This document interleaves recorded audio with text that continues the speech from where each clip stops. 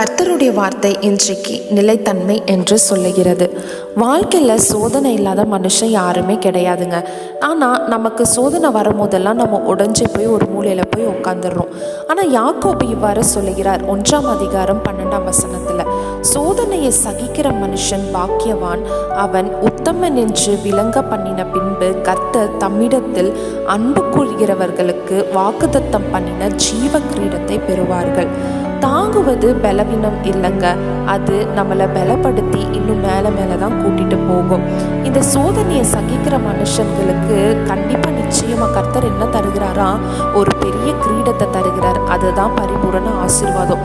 நீங்கள் எப்பவுமே கலங்காதீங்க, கவலையே படாதீங்க, நம்பிக்கையை விடாமல் கர்த்தரை பின்பற்றி, ஏசப்பா சோதனையை நான் சகிச்சு கொள்ளுகிறேன், எனக்கு பரிபூரண ஆசீர்வாதத்தை நீங்கள் தரப்போகிறதுக்காக உமக்கு நன்றி அப்படின்னு சொல்லி பாருங்க. கர்த்தர் உங்களை நிச்சயமாக ஆசீர்வதிப்பார்.